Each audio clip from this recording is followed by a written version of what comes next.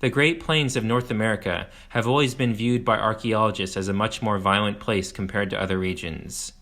Even for this region, though, researchers have long held the notion that the area did not see mass casualty warfare until after the arrival of goods and horses from Europe, and after the arrival of European settlers. However, this view was largely upended in the latter half of the 20th century through a series of discoveries that revealed evidence of mass casualty warfare. Perhaps none was as eye-opening as the discovery of a mass grave at the Crow Creek Archaeological site near the present-day city of Chamberlain, South Dakota. That was dated to at least several decades before Columbus's fateful 1492 voyage. The mass grave contained the skeletal remains of over 450 men, women, and children who had been brutally killed and buried in a ditch near their own village. The village itself was also fortified, with a ditch and a palisade surrounding it, and bore evidence of having been burned down. At the time of the massacre, the inhabitants of the village were even in the process of expanding their ditches and palisades. Researchers have estimated that the amount of people in the mass grave would have constituted most of the burned village's total population. All these elements are strong indicators of not only mass casualty warfare, but also large-scale warfare. Join me as we explore one of prehistoric America's deadliest examples of mass casualty warfare. In the 1100s AD, peoples from the central part of the Great Plains began to migrate north to the northern regions of the Great Plains. Archaeologists refer to the groups of people who already lived in the northern regions of the Great Plains as the initial coalescent. These people spoke a Caddoan language, and may have been the ancestors of the historic Arikara people, which inhabited the region at the time of European contact. Around 10 villages associated with the initial coalescent people have been found in the Big Bend region of present-day South Dakota, between the cities of Chamberlain and Pierre. Most of the villages were placed on the east side of the Missouri River. The inhabitants lived in earthen structures whose positions relative to each other were likely not planned out. However, the arrival of newcomers to the region of the northern Great Plains prompted the existing inhabitants to begin constructing fortifications around their haphazardly arranged villages. Unlike the positioning of their lodges, these fortifications were planned out. These fortifications consisted of deep ditches backed by wooden palisades.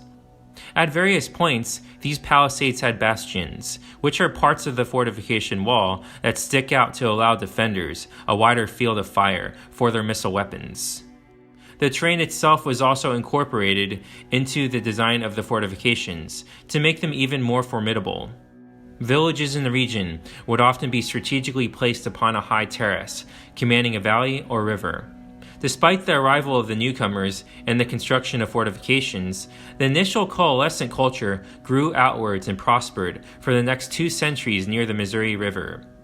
In the 1300s or early 1400s AD, many decades before Christopher Columbus's 1492 voyage, there existed a village that has been named Crow Creek by archaeologists.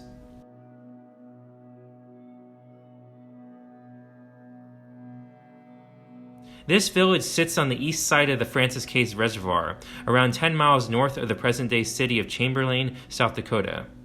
Its location laid upon terraces, overlooking the meeting point of Crow and Wolf Elm Creeks. Crow Creek is a perennial stream that is around 50 miles in length, while Wolf Creek is a seasonal stream. The western section of the village consists of a terrace edge that dips vertically into the reservoir basin, while the southeastern edge of the village slides into the narrow and waterlogged floodplain created by Crow Creek. A deep fortification ditch that was about 381 meters long once connected the edges of the village that are terraced. This ditch was 20 feet wide and 6 feet deep. Looming over the gaping ditch was a wooden palisade. Several dwellings were soon built outside of the defensive perimeter of this fortified village, which prompted the villagers to start building more ditches and palisades to protect these outlying structures. This fortification line had 12 bastions. One day, Crow Creek Village was attacked by an unknown group of people, while the village was still in the process of completing their expansion of their fortification system. Despite the fortifications and the advantageous terrain surrounding Crow Creek Village, a large percentage of the village was killed in the attack. Around 486 men, women, and children were killed in various ways. Afterwards, the attackers mutilated their victims while they were near the point of death or after they had died. Many of the individuals were decapitated or dismembered, and almost every single victim was scalped without any distinction between age or gender. Several of the individuals also had their tongues cut out. The attackers then took these scalps and the other pieces of their victims with them as trophies, leaving what remained of the corpses to rot beneath the skies. Either during the massacre or afterwards, all the earthen lodges of the village were set on fire, until the village was reduced to ruins. Domesticated and wild dogs, wolves, and possibly even birds then gnawed upon the corpses for at least several days. Until one day an unknown group of people buried these corpses under several layers of clay in one of the fortification ditches near Crow Creek Village. The burial task was likely a laborious process, as the clay was brought over from a nearby floodplain to the site, which was located atop a bluff. In the 1950s, archaeologists began to study the remnants of around 50 dwellings and 2 fortification ditches associated with the initial coalescent villages at around the same time the Big Bend Dam was being constructed on the Missouri River. In May of 1978, archaeologist Robert Alex noticed human skeletons peeking out from the ground while guiding a South Dakota Archaeological Society tour of the large and well-preserved Crow Creek site. The skeletal remains were sticking out from the face of a bluff, about 2.5 meters below the surface, within a deep ravine. Alex then quickly started the efforts to fully excavate the skeletons. Following protocol for such a discovery, he first contacted and informed the Corps of Engineers in Omaha District and the Crow Creek Sioux Tribal Council. Permission to excavate the remains was also sought from the local coroner and the Registry of Historic Landmarks. Ultimately, the contract to excavate the remains was granted to University of South Dakota researchers Larry Zimmerman and Thomas Emerson. Unfortunately, during this bureaucratic phase, vandals had carved out a gaping hole into the site that revealed the exposed skeletal remains of around 50 individuals. The archaeologists, upon seeing this, guessed that there could be even more remains and raised their budget and time requirements to fully dig up the site. As excavations began, there were some political issues that arose, and the university staff held a meeting with the local tribal council. Upon conclusion of the meeting, all parties agreed how the remains would be excavated, analyzed, and ultimately reburied. Digging in the fortification ditch of the area started in the early part of August 1978 and lasted until December, when the winter freeze stopped all work. During this 4-month period, the skeletal remains of around 500 people were removed and taken to the University of South Dakota Archaeology Laboratory. Despite having spent 4 months working at the site by December 1978, the archaeologists still needed more time to fully deal with the sheer scale of the archaeological site. However, the low budget that had been assigned to them and the continuing political uncertainty surrounding the site were threatening to end it all. Sadly, the archaeologists found themselves to be powerless pawns, caught between the demands of the tribal councils and that of the federal government. From within this chaotic environment, the archaeologists often received contradicting reports and directives from the various factions, all of which hampered their ability to thoroughly investigate the site. To ensure the security of the site, the archaeologists remained at the site continuously, at all hours every day. This, unsurprisingly, was not a comfortable pursuit, as the site lacked water for the digging crew and had inadequate toilet facilities. At various points, there were even threats to forcibly take the remains and destroy the archaeological camp. Death threats were even made to the archaeological crew. Considering these developments, further negotiations took place between local tribes and the researchers, who then agreed to replace most of the digging crew with local Native Americans. The tribes agreed to allow the scientists to analyze the remains, upon the condition that they would not leave South Dakota and that they would be reburied. The age of the massacred inhabitants were collectively dated to between 1285 and 1395 AD, using the carbon-14 dating method upon carbonized wood found with the human remains. The remains of the massacre victims were excavated from a fortification ditch and were buried beneath a small layer of clay that came from the bottom of a river. There were so many remains that at certain points the piles of bodies were around 4 feet deep. The clay covering the massacre victim remains were determined to have been placed there deliberately by humans and not to have appeared through natural processes. Warfare was found to be certainly rampant in the region as a whole, as another village along Wolf Creek had also been excavated and bore evidence of having been completely destroyed by hostile peoples. All the structures in the village bore signs of having been set on fire. Human bones were also unearthed from a number of the remains of these structures. The burning of villages like Crow Creek and Wolf Creek likely occurred in tandem with the massacre of its residents.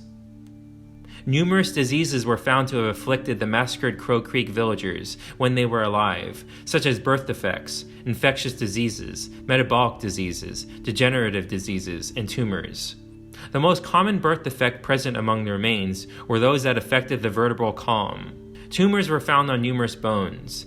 The most common metabolic disease detected was iron deficiency anemia. Osteoporosis was common as well. Many of the individuals were already suffering from old injuries or had recovered from them at the time of their death, such as healed fractures, dislocated joints, and a few even had stone points embedded into their bones, which had then grown around the foreign object. Signs of mutilations performed near or at the point of death or post-mortem were numerous upon the remains of the individuals. Many individuals had their teeth broken with blunt force, or may have also had their tongues cut out. Many also had missing hands or feet, which might be from the attackers dismembering their victims. Cuts on the bases of a quarter of the skulls were interpreted as decapitations, while cuts on the frontal part of the skull were interpreted as scalping. The aggressors made no distinction between gender or age when scalping their victims. 90% of the skulls found bore evidence of scalping. However, it is possible for scalpers to scalp someone and leave no marks on bones, so therefore likely all of the victims may have been scalped. At least 2 of the skulls found were of individuals who had survived the scalping that had occurred sometime before the massacre. These acts of dismemberment likely would have been performed by the aggressors as a way for them to acquire trophies of their conquest. Many of the mutilations, such as tongue removal, decapitation, and dismemberment, that were implemented upon the Crow Creek villagers were probably the same as the butchering techniques that the Great Plains Native Americans implemented on large game animals. After the slaughter, the dead and dying were left unburied, and as a result, in the hours and days afterwards, either dogs, wolves, or coyote dogs chewed upon the remains. It is a mystery who finally buried the victims of the massacre, but it could have been the attackers, survivors of the attack, or people from a nearby village. When the remnants of Crow Creek Village, and many others like it in the region, were first excavated in the 1950s, numerous studies were done on the nature of warfare on the Great Plains before the arrival of Europeans and their tools and horses. One of these studies used a source from 1787, written by a Cree named Salkamapi, who had lived most of his adult life among the Piegan Blackfoot tribe. The source recounts warfare on the northwestern portion of the Great Plains during the 1720s, which is a time frame after European contact, but before the Great Plains Native Americans had access to horses and guns. 2 types of organized conflict are described in the source. Before an attack was carried out, a war chief was elected by all the chiefs. The war chief would then gather all the warriors. Scouts were then sent out by both sides. Once the opposing groups of warriors spotted each other, they would then begin to try to scare off the opposing side by making a show of their numbers. Each side would begin to sing and dance before sitting on the ground with their shields held out in front of them. For the next several hours, each side would then fire off arrows from bows towards the other side. If both sides had a roughly equal amount of warriors, there would often be a good amount of wounded, but otherwise most warriors would live. If one side had more warriors than the other side, then the faction with fewer numbers might expect to see their formation collapse, culminating in the scalping of many of their warriors. If the conflict was a stalemate, then the ritualized combat would end once nightfall had arrived. The other type of warfare involved the wholesale destruction of entire villages and their inhabitants, such as what occurred at Crow Creek. The Crow Creek Massacre remains were directly studied until May 1979, when they were then repatriated to the Crow Creek Sioux tribe. Afterwards, they were reburied near the Crow Creek site in August 1981. Despite the reburial of the remains in 1981, the data collected was extremely thorough, which has allowed future researchers to continue to indirectly study the remains and the story they tell. Nevertheless, the reburial was extremely controversial and was one of the largest ever in the United States, as many scientists wanted the remains kept out of the ground so that they could study them more in the future with potentially better archaeological technology. One of the earliest questions subsequent generations of archaeologists asked themselves regarding the remains after their reburial was who exactly attacked Crow Creek Village and massacred its inhabitants. Some have put forth wild theories, saying that a marauding band of Vikings possibly did the deed. Others have suggested, perhaps more realistically, that peoples descended from the migrants from the Central Plains were responsible, as after all their appearance seems to have prompted the initial coalescent peoples, who already lived in the region, to fortify their villages. Since there is no evidence of conflict between the two groups, as they coexisted for 2 centuries, many have called this possibility into question. Further questions raised regarding the nature of the massacre were why none of the other initial coalescent villages came to the aid of the attacked village. Archaeologists also question how a fortified village, consisting of more than 500 people, could be so completely destroyed along with the majority of its inhabitants. Given the fearsome reputation of Sioux and Cheyenne warriors during historical times, some have speculated that bands of Proto-Sioux or Cheyenne may have carried out the attack. However, this raises the question of how a foreign band of warriors could take Crow Creek Village without the other nearby initial coalescent villages discovering this and coming to its rescue. Taken all together, all the evidence from Crow Creek Village, along with evidence unearthed from other neighboring initial coalescent village sites, indicates that another initial coalescent village may have attacked Crow Creek Village. With the perpetrator of the massacre narrowed down, archaeologists set out to establish why the attack might have occurred. While analyzing the skeletal remains of the massacred individuals, they determined that they were likely extremely malnourished at the times of their deaths. The scientists studied the shape and radiograph of the bones unearthed from the massacre and concluded that there were dietary insufficiencies in protein, essential minerals, and vitamins in all of the individuals while they were living. This would have led to stunted growth in many of the individuals. The people, when living, also would have had iron deficiencies and scurvy. These factors could not have been because of some sort of possible siege that may have been waged upon the massacred village, as the people exhibited signs of malnutrition in their bones that could only have been caused by malnourishment lasting years. Numerous animal bones were also found in the fortification ditch alongside the remains of the massacre victims. This possibly indicates that the villagers were eating their own dogs out of desperation. The villages in the region all largely relied upon agriculture for food, which produced large populations in the villages. Unfortunately, these agriculturally reliant villages were all very vulnerable to changes in the climate. Climate instability, such as drought, may have existed in the years leading up to the massacre. Paleoclimate studies of the Dakotas have found evidence of 2 major droughts that occurred between the middle of the 1200s to the middle of the 1400s AD. With drought decreasing food supplies, there would have been many more people needing food than the land currently was able to give. This would have placed immense pressure on these villages to engage in violent competition with neighboring villages over productive farmland. Alternatively, researchers think that if there was no climatic instability, the population levels of these villages may still have grown too big for the area to feed them. Nevertheless, archaeologists have come to the conclusion that an erratic climate caused a reduction of supplies of animals and crops, compounding the food shortage or the high population levels of the villages in the region. To determine how many people lived in a typical village in this region during the time frame in question, archaeologists study the historical records that were created documenting the peoples of the region during the time after contact with European settlers. Based on these accounts, the archaeologists determined that around 14 to 16 people may have lived in each earthen lodge at Crow Creek Village. It is estimated that Crow Creek Village at the time of the attack had around 50 earthen lodges, which in turn would have added up to between 744 to 831 inhabitants. At the time of the massacre, there were around 10 other villages in the immediate region surrounding Crow Creek Village, which have been classified by archaeologists as belonging to the initial coalescent culture. Altogether, based on these estimates, some 8,000 people lived in the region.